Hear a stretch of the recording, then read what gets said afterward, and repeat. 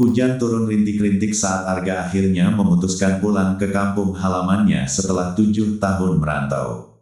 Kampung itu berada di pelosok, jauh dari kota, dan harus ditempuh lewat jalan hutan yang terkenal angker.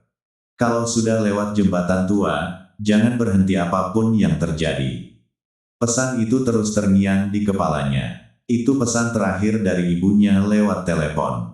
Arga hanya tertawa kecil waktu itu. Ia pikir ibunya hanya berlebihan seperti biasa. Mobil melaju pelan. Jam di dashboard menunjukkan pukul 11.47 malam. Kabut mulai turun. Lampu mobil menyorot jalanan sempit yang dikelilingi pepohonan tinggi. Sunyi, bahkan suara serangga pun tidak terdengar. Tiba-tiba, BUGH, seperti ada sesuatu yang menabrak bagian depan mobil. Arga langsung mengerem. Apaan itu? Jantungnya mulai berdetak cepat. Di luar, hanya ada kabut tebal. Ia ragu, tapi rasa penasaran mengalahkan segalanya. Arga membuka pintu. Begitu kakinya menginjak tanah, hawa dingin langsung merayap ke tulang.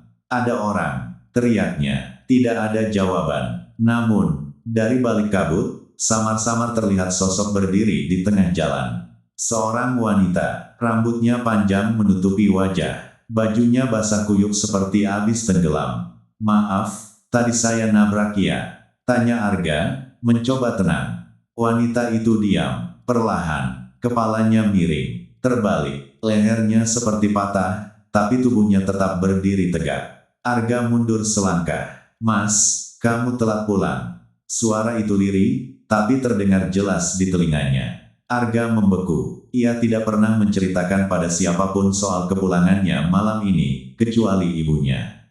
Tiba-tiba lampu mobil berkedip dan mati. Gelap total. Ketika Arga menoleh kembali ke depan, wanita itu sudah tepat di depannya. Jaraknya hanya sejengkal. Wajahnya kini terlihat pucat, matanya hitam kosong, dan dari mulutnya keluar air bercampur lumpur. Arga menjerit dan langsung lari masuk ke mobil. Ia menyalakan mesin dengan panik. Mobil hidup, gas diinjak dalam-dalam. Ia tidak peduli lagi jalan, kabut, atau apapun.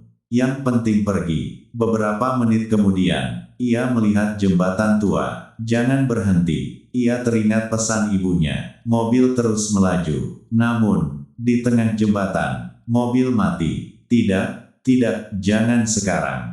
Arga mencoba menyalakan mesin lagi. Gagal. Tiba-tiba, tok, tok, tok. Suara ketukan dari kaca jendela. Pelan, berulang. Dengan tangan gemetar, Arga menoleh. Wanita itu, sekarang berdiri di samping mobil. Tersenyum. Mulutnya robek sampai ke telinga. Mas, aku juga mau pulang. Keesokan paginya, warga kampung menemukan mobil Arga terparkir di tengah jembatan. Mesin masih hangat, pintu terkunci, tapi Arga tidak ada di dalam. Sejak saat itu, orang-orang yang melewati jembatan itu sering melihat seorang wanita berdiri di tengah jalan. Dan seorang pria duduk di dalam mobil tua, menatap kosong ke depan, seolah menunggu seseorang untuk pulang bersama. Kabar hilangnya Arga menyebar cepat di kampung. Ibunya, Bu Sari, hanya diam saat warga berdatangan ke rumahnya. Tidak menangis, tidak panik, seolah ia sudah tahu. Bu, terakhir Arga bilang apa? Tanya Pak RT. Bu Sari menatap kosong ke arah hutan. Dia pulang malam, lewat jembatan itu. Bu Sari mengangguk pelan. Wajah warga langsung berubah tegang. Malam itu, beberapa warga memberanikan diri ke jembatan untuk mencari Arga. Di antara mereka ada Darto, pemuda kampung yang dikenal berani. Cuma perasaan kalian aja itu, katanya sambil membawa senter. Kabut turun lagi, persis seperti malam Arga hilang.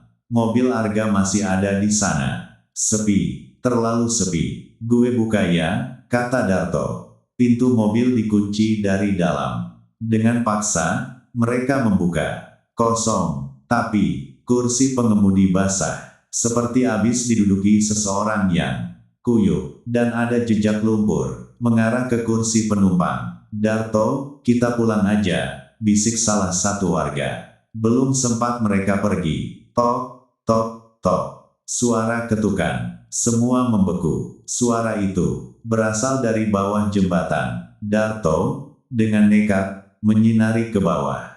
Di sana, air sungai hitam mengalir pelan. Dan di tepiannya, ada seseorang berdiri. Perempuan, rambut panjang. Siapa itu? Teriak Darto. Perempuan itu perlahan menengadah. Wajahnya rusak, seperti hancur karena benturan keras. Dan matanya menatap langsung ke arah mereka. Tiba-tiba, dari dalam mobil, mesin menyala sendiri. Semua orang kaget, padahal kunci tidak ada. Lampu mobil menyala, dan di kursi pengemudi, sekarang ada Arga. Gak mungkin, teriak Darto. Arga duduk diam, wajahnya pucat, matanya kosong. Perlahan, kepalanya menoleh ke arah mereka. Gerakannya kaku, tidak wajar. Darto, suaranya pelan. Tapi, itu bukan suara Arga. Lebih dalam, serak, basah.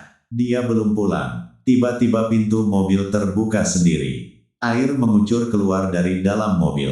Seperti mobil itu terisi air sungai. Dan dari kursi penumpang, perempuan itu muncul, merangkak keluar. Warga panik, lari tunggang langgang. Tapi Darto, kakinya seperti terpaku. Perempuan itu mendekat, sangat dekat, lalu berbisik, "Aku dibuang di sini." Seketika, bayangan muncul di kepala Darto. Seperti mimpi yang dipaksa masuk. Ia melihat masa lalu. 7 tahun lalu, seorang pria muda menyetir mobil dengan panik di malam hari. Di sampingnya ada seorang perempuan. Mereka bertengkar, mobil oleng, dan BRUK menabrak pembatas jembatan. Perempuan itu terpental, jatuh ke sungai. Pria itu turun, melihat ke bawah. Tapi, ia tidak menolong. Ia malah pergi. Darto tersentak, keringat dingin mengucur. Ia mengenali wajah pria itu. Arga, perempuan itu tersenyum. Air terus mengalir dari tubuhnya. Sekarang, dia pulang. Tiba-tiba Arga keluar dari mobil. Berjalan perlahan, menuju tepi jembatan. "Arga, berhenti!" teriak Darto. Tapi Arga tidak mendengar, atau tidak bisa mendengar. Perempuan itu memegang tangan Arga. Dan meloncat. Arga. Splash. Air sungai kembali tenang, seolah tidak terjadi apa-apa. Keesokan harinya, mobil itu masih ada, tapi kali ini, basah seluruhnya, seperti baru diangkat dari dasar sungai. Dan sejak saat itu, warga tahu kebenarannya. Arga tidak dihantui. Dia dijemput, tapi kisahnya belum berakhir. Karena setiap malam tertentu, jika kabut turun dan jalan sepi, orang-orang masih melihat mobil itu berjalan sendiri. Dengan 2 sosok di dalamnya. Satu mengemudi, satu lagi menatap keluar jendela, mencari orang berikutnya yang akan diajak pulang. Beberapa bulan setelah kejadian Arga, warga kampung mulai berani melintas lagi di jalan itu. Awalnya tidak terjadi apa-apa, sampai korban berikutnya muncul. Namanya Randy, pemuda desa sebelah yang sering pulang malam karena bekerja di kota. Ia tidak percaya cerita-cerita warga. Cuma mitos biar orang nggak lewat malam, katanya santai. Malam itu, kabut turun lebih tebal dari biasanya. Randy mengendarai motor sendirian. Saat melewati jembatan, ia melihat sesuatu di depan. Lampu mobil terparkir di tengah jalan. Siapa sih parkir sembarangan begini? Randy mendekat. Mobil itu, mobil Arga. Meski sudah lama ditinggalkan, mobil itu terlihat seperti baru. Bersih. Mesin menyala pelan. Lampu hidup. "Halo." Randy mengetuk kaca. Tidak ada jawaban. Lalu, perlahan kaca jendela turun sendiri. Di dalam mobil, ada 2 orang. Seorang pria di kursi pengemudi. Wajahnya pucat, matanya kosong. Itu Arga. Dan di sampingnya, perempuan itu. Rambutnya basah, kepalanya miring, tersenyum. "Mas, mau pulang?" katanya pelan. Randy mundur. "Enggak, makasih." Ia mencoba menenangkan diri. Ini pasti mimpi. Tapi tiba-tiba, mesin motornya mati. Ah sial, ia mencoba menyalakan lagi. Gagal. Ketika ia menoleh, mobil itu sudah tepat di sampingnya. Tanpa suara, pintu mobil terbuka. Dengan sendirinya, "Mas, Ikut ya. Tangan perempuan itu menjulur keluar. Panjang, tidak wajar. Air menetes dari ujung jari-jarinya. Randy panik. Ia lari secepat mungkin, meninggalkan motor. Namun langkahnya terasa berat, seperti ada yang menarik dari belakang. Saat ia menoleh, Arga berdiri di belakangnya. Jangan tinggalin aku. Suara Arga kini terdengar normal. Memohon, gue gak salah, gue panik, gue takut, katanya dengan mata berkaca-kaca.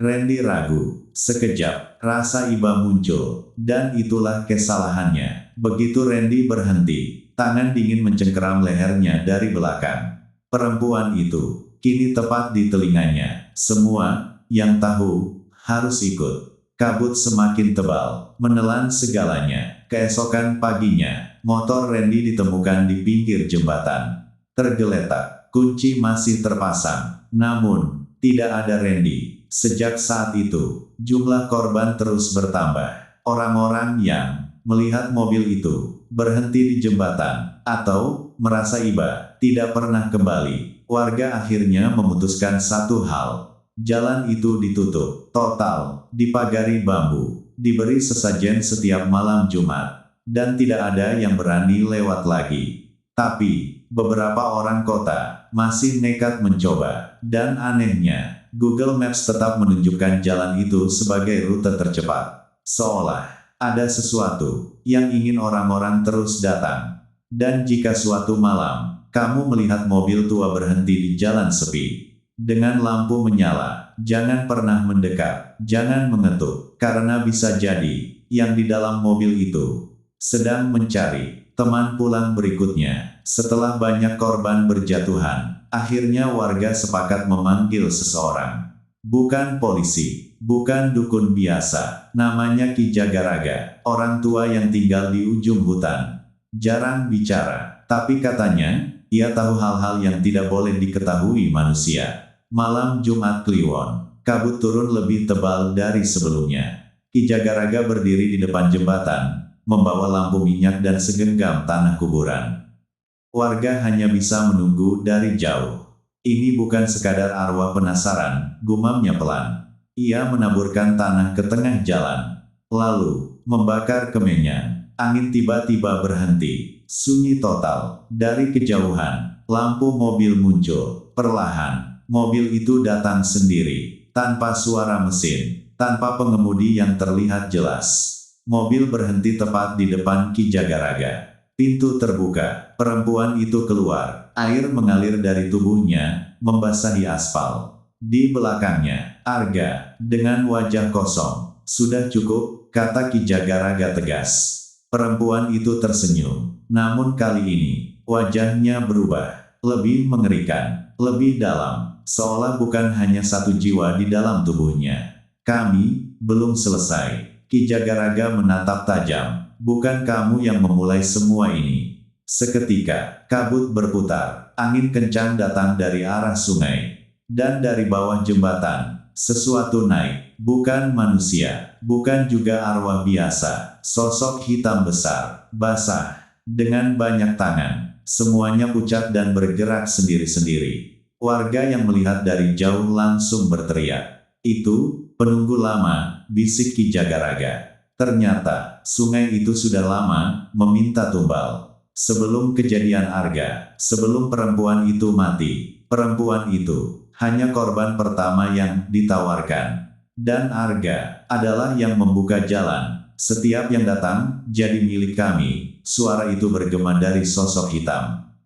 Ki Jagaraga menancapkan tongkatnya ke tanah. Tidak lagi, ia mulai membaca mantra. Tanah bergetar, lampu minyak berkedip keras. Perempuan itu menjerit. Arga jatuh berlutut. Namun, sosok hitam itu tertawa. Kau terlambat. Tiba-tiba, semua tangan dari makhluk itu menjulur ke arah Ki Jagaraga. Cepat, banyak, tidak bisa dihitung. Ki Jagaraga sempat berteriak. Jangan pernah lewat sini lagi. Lalu, ia ditarik, masuk, ke dalam sungai, hilang. Kabut menghilang seketika, sunyi kembali, mobil itu tidak ada lagi, perempuan itu juga hilang. Tapi, bukan berarti semuanya selesai. Sejak malam itu, Jembatan memang terlihat kosong. Tidak ada penampakan lagi. Namun, air sungai berubah. Lebih hitam, lebih tenang, terlalu tenang. Dan setiap beberapa waktu, ada kabar orang hilang. Bukan di jembatan, tapi di tempat lain, di jalan berbeda, di kota lain. Dengan satu kesamaan, mereka terakhir terlihat mengikuti rute tercepat, seolah kutukan itu tidak hilang. Ia hanya berpindah jalan, dan mungkin tanpa sadar, kamu sendiri pernah hampir melewati jalur itu. Kalau suatu saat GPS-mu membawamu ke jalan sepi yang tidak pernah kamu kenal, dengan kabut tebal dan sinyal tiba-tiba hilang, lebih baik putar balik, karena tidak semua jalan membawamu pulang.